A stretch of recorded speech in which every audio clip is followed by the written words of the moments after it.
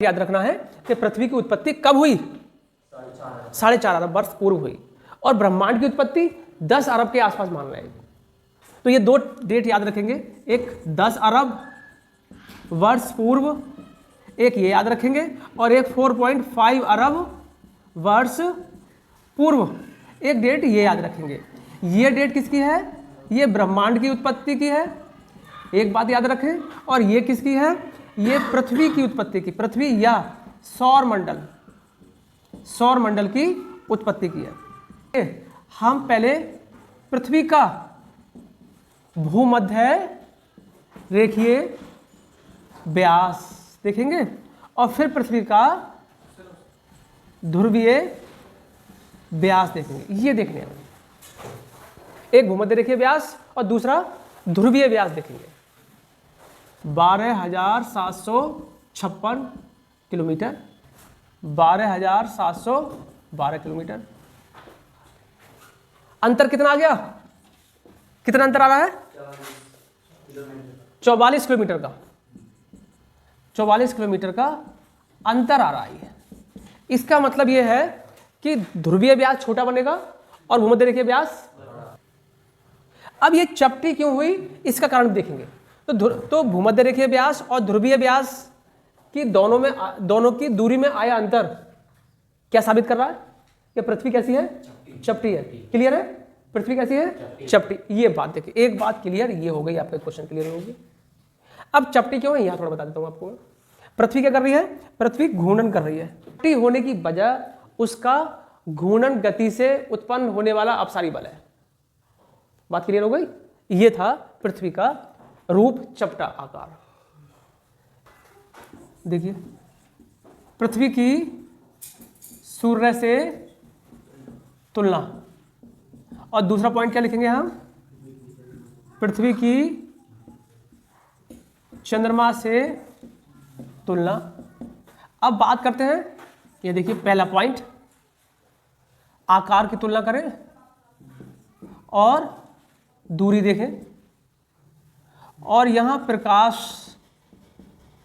में लगा समय देखें। पृथ्वी तक आने में जो प्रकाश समय ले रहा है उसे देखेंगे। तो आकार कितना बड़ा है? 13 लाख गुना बड़ा है। किसका? सूर्य का। एक बात हो गई, सूर्य पृथ्वी से 13 लाख गुना बड़ा है। और दूरी की बात करें तो 15 करोड़ किलोमीटर दूर है, और प्रकाश में जो समय लगा है वो 8 मिनट 16 सेकंड है, 8.16 मिनट्स है।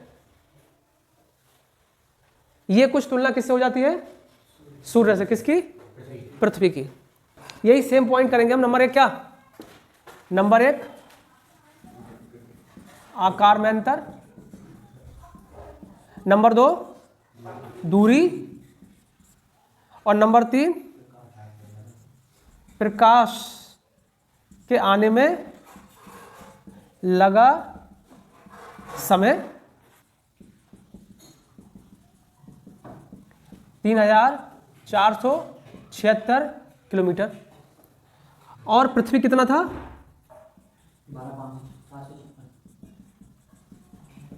पृथ्वी का व्यास 12,756 किलोमीटर था। कितना अंतर आ रहा है? अगर हम इसे घटा दें तो कितना आएगा? आप देख रहे हैं 12,756 में 3,476 घटा दें तो अंतर है 9,280 किलोमीटर का अंतर है। इसका मतलब चंद्रमा का व्यास पृथ्वी के व्यास का कितना है? 1/4 है। 1/4 है। ये देखिए दूरी कितनी है? 3,84,000 किलोमीटर लगभग। प्रकाश के आने में कितना समय लगता है? चांदनी जो चंद्रमा से आती है पृथ्वी तक, यह चंद्रमा से परावर्तित प्रकाश जो पृथ्वी तक आता है वो 1.25 सेकंड लेता है। कितना लेता है? 1.25 सेकंड लेता है। 1.25 सेकंड में कहाँ जाता है? पृथ्वी का जाता है। ऐसे कहिए 1.3 के आसपास का समय लेता है। पृथ्वी के ध्रुवों की खोज। ध्रुवों की खोज नंबर 1 उत्तरी ध्रुव की खोज कर देखेंगे, और नंबर 2 दक्षिणी ध्रुव की खोज देखेंगे। रॉबर्ट पियरे हैं ये, और ये एमंड सेन, इन लोगों ने ध्रुवों की खोज की है। प्रथम श्रेणी के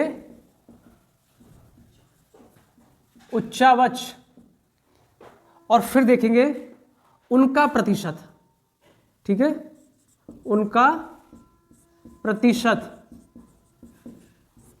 प्रथम श्रेणी के उच्चावच कौन है? महाद्वीप, स्थल भाग, और नंबर 2 कौन है? महासागर जलीय भाग। महाद्वीप का 29% है और महासागर का 71% है, ठीक है, ये याद रखेंगे, उसे काट देंगे ये।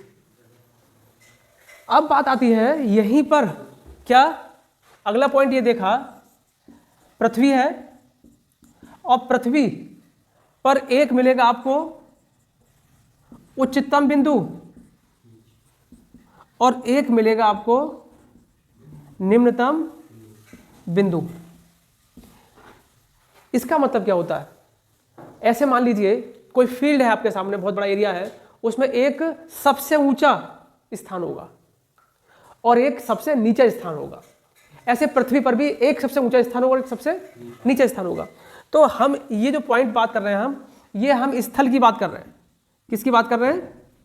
स्थल की बात कर रहे हैं। स्थल की बात कर रहे हैं। देखें तो उच्चतम बिंदु क्या है? उच्चतम बिंदु है माउंट एवरेस्ट से। निम्नतम बिंदु क्या नाम है उसका? मृत सागर। कहाँ आता है ये? पश्चिमी एशिया में इसकी लोकेशन है। और ये कहाँ है? इसकी लोकेशन कहाँ? नेपाल में। मृत सागर, इसका मतलब ये है कि ये समुद्र तल से भी क्या है? नीचे। समुद्र तल से भी नीचे है ये बात याद रखनी है आपको। मृत सागर, पश्चिमी एशिया, इसकी लोकेशन है ये। अब मैं आपको ये बता दूं, किसी भी चीज की हाइट या डेप्थ कैसे मेजर करते हैं ये बता रहा हूं मैं आपको। तो देखें, ये समुद्र है, ये समुद्र है और ये स्थल है, ये पर्वत, पठार और मैदान। ये मान लीजिए आप, ये चीज देखिए आप, ये समुद्र है। इस समुद्र में यहां जो पॉइंट है जहां पानी का ऊपरी लेयर है, पानी की ऊपरी लेयर का जहां किनारे से टच हो रहा है वो सी लेवल है। और यहां से ऊपर की तरफ क्या करेंगे हम? ऊपर की तरफ हाइट काउंट करेंगे, हाइट को मापेंगे। और यहां से नीचे की तरफ डेप्थ। अब मैंने यहां चित्र बनाया है, कुछ स्थान ऐसे हैं, ऐसे भी हैं, जरूरी नहीं है इससे पानी भरा हो। स्थल है ये स्थल है। तो आप देखिए ये जो एरिया है ये सी लेवल से क्या है? नीचे है या नहीं? ये सी लेवल से भी नीचे है। अगर हम ये बीच की मिट्टी काट दें तो यहाँ पानी भर जाएगा। तो ऐसे स्थान जो समुद्र तल से नीचे होते हैं, उन्हें निम्नतम बिंदुओं में काउंट किए जाते हैं। वो निम्न बिंदुओं में काउंट किया जाता है, सी लेवल से नीचे के स्थान होते हैं। तो इसमें कौन है? मृत सागर। और ये माउंट एवरेस्ट हो गई, ये पठार हो गया, ये मैदान हो गया। ये देखो सबकी हाइट किससे मेजर कर रहे हैं? ऐसे बोलूंगा, पृथ्वी पर उपस्थित उच्चावचों की अगर ऊंचाई और गहराई की बात करें तो उसका अंकन समुद्र तल से होता है। आप किसी स्टेशन पर जाकर देखेंगे तो आपको लिखा हुआ मिलेगा कि समुद्र तल से इतनी ऊंचाई है यहाँ की, ठीक है। तो वो मानक क्या है? समुद्र तल है। एक बात तो हो गई स्थल पर। एक दूसरी बात उन्होंने कहा कि ये निम्नतम बिंदु जल में भी तो हो सकता है, ये जल में भी हो सकता है। तो जल की बात करें या ये बोलूं मैं कि पृथ्वी पर, स्थल पर नहीं, पृथ्वी पर। स्थल भाग किस पर है? पृथ्वी पर है। जल भाग किस पर है? पृथ्वी पर है।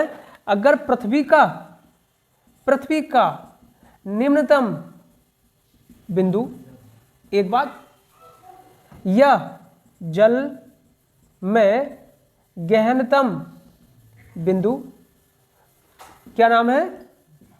मारियाना ट्रेंच, या क्या बोलते हैं उसे? गर्त, या क्या बोलते हैं इसे? द्रोणी।